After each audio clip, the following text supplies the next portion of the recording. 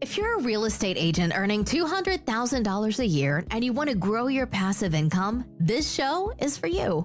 Learn secrets other agents use and hear from experts in our field who will guide you on your journey to investing in assets like apartment communities so you can take your commissions and turn them into cash flow.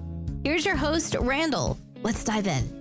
All right. Hey, welcome back. Today, we're going to talk about some returns and what the acronyms mean, like IRR. And then the next couple episodes are going to be just like that, IRR, ARR, and then equity multiple and why it and how it pertains to the returns you're looking at when you're looking at some of these offerings that are coming out. If you know this stuff, great. It's a Friday episode. It's 5 minutes long. So first one, IRR, is internal rate of return. So internal rate of return is a metric used in financial analysis to estimate the profitability of potential investments. So you can look at IRR from 123 Main Street and then IRR from 124 Main Street and see which one is going to give you a better IRR or internal rate of return. The term internal refers to the fact that the calculation excludes external factors such as the risk-free rate, inflation, cost of capital, or the actual financial risk of the deal. Okay, so again, the IRR, internal rate of return, basically you're taking into account your cash flows over a given period. And so if you take a look, if you invest $100,000 into a project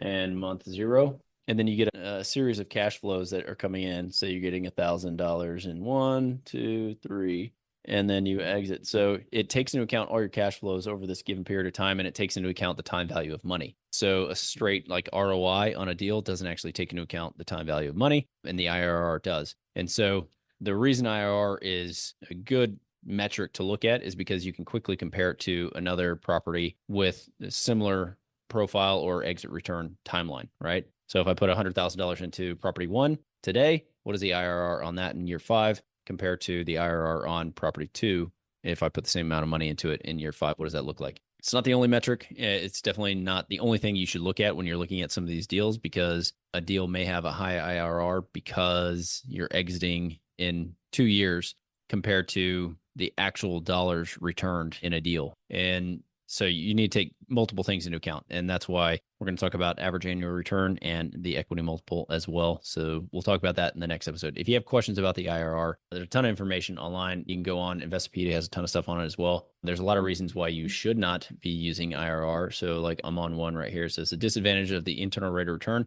is that the method does not consider important factors like project duration, future costs, and the size of the project. It doesn't take into account the fact that you could reinvest some of those dollars. So it ignores actual dollar value of comparable investments. It doesn't compare the holding periods of like investments, and it does not account for eliminating negative cash flows. It provides no consideration of the reinvestment of positive cash flows. So again, if you're getting these positive cash flows, what happens if you reinvest those and you compound those and or take those dollars and invest in something else? So it can be limited, obviously, but it's an important metric that people look at whenever you're looking at these deals. For large multifamily deals, typically you're looking for at least a 15% IRR and 12% IRR with a 15% AAR. And I'll explain why. Most of these deals, when you're investing in large syndications or funds, you're trying to double your money in 5 years, right? So that means that you need to be hitting a 20% AAR in order to get there.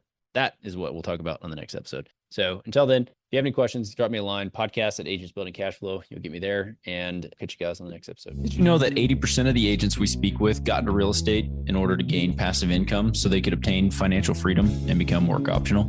If you want to stay up to date, the best way is to make sure you're subscribed. So if you haven't done that, go ahead and do it now. We'll catch you on the next episode.